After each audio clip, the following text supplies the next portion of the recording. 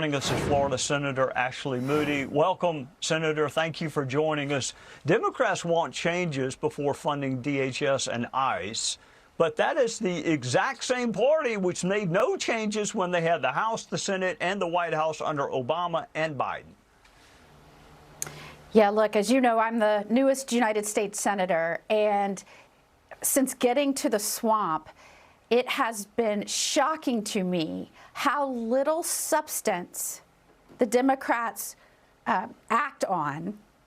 It is all about slogans and incendiary rhetoric and pushing a narrative, and so little of that is actually based on fact. When you heard some of those terms that you played, these are executions, these are ICE are thugs. You know, you really go back to what Homan said, and that is, we have people out there that are just trying to enforce the people's laws. And these have been the same laws in place over numerous presidents, Democrat and Republican. And the only difference you're seeing is when they go in to do these jobs, which President Trump ran on. He ran on American security, American strength, and enforcing the law. And the only difference you're seeing between states like Florida, where we step up and say, how can we help you? How can we protect all involved, both officers and the community, as we enforce the laws the Constitution requires of the president and his administration? And then other states like Minnesota, who say they try to put a face on not enforcing the law, not supporting the people's law, and that is ICE. And they say, work against them. Make their lives difficult, threaten them, harass them. Death threats have gone up 8,000%. And it is no surprise that that puts everyone in a dangerous situation far before these tragic incidents that we saw in Minneapolis. I called for a HALO Act to be passed. And that just says, look, if ICE is going into these places where people are trying to threaten and harass and obstruct them, let's set up a safety zone. Give them a 25-foot buffer zone if they say step back so they can do their jobs for all involved, for the safety of all involved. And I think that's what Homan is trying to say. We need to enforce the laws. We need to do it in a safe way. And there are ways that we can do that, but people need to not confuse trying to enforce the law and holding up those promises with wanting harm to any person or any community. Certainly that's not what President Trump wants. All right. Well, I served with Eric Swalwell. You did not have the displeasure of doing that. His ambition has always exceeded his intellect, so I'm not surprised that he talks like that. This is what I am surprised by, though. You just put your finger on it. So President Trump won, doing better with certain constituencies than any Republican president I can think of.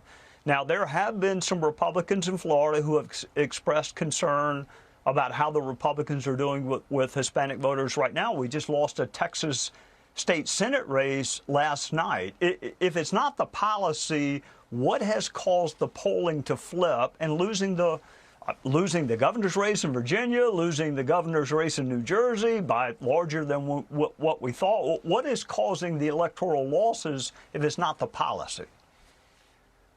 Yeah, look, I think the Democrats advance policy and take actions that really undermine the security of this country. And when Republicans run for office to secure communities, have safe communities, and enforce the law, they can't say, we don't want to enforce the people's law.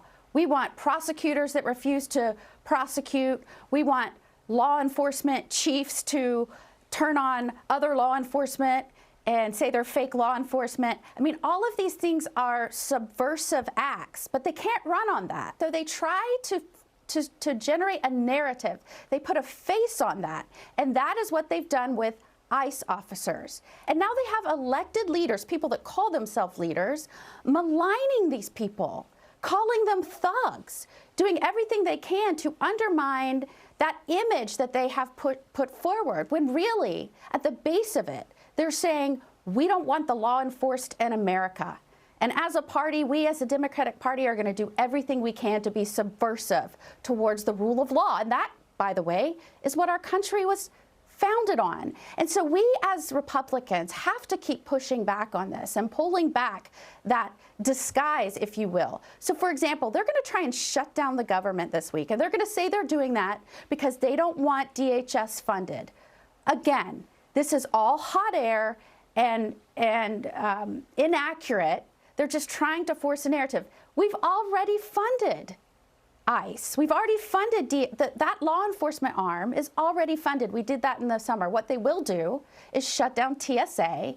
They'll make FEMA not being able to continue working. And for states like Florida, which undermines so many of our recovery efforts, that's a problem. But they don't want the public to know that. They want to think they're standing up and defunding DHS. It's already funded. They're going to shut down the government to generate a narrative, to think that that helps them win elections. But look, we just have to keep pointing out how this weakens our country when you fall for that kind of ploy. And I, for one, am proud to be now in the swamp as the newest U.S. Senator to keep pulling back all of that smoke and mirrors so you can see where they're coming from and what they're really trying to do. And everything that they do, whether that's policies or actions, is undermining the strength of this country.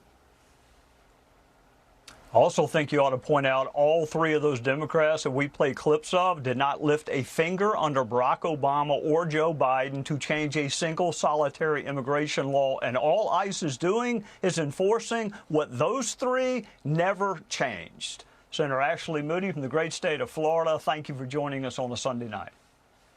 Hey, Sean Hannity here. Hey, click here to subscribe to Fox News YouTube page and catch our hottest interviews and most compelling analysis. You will not get it anywhere else.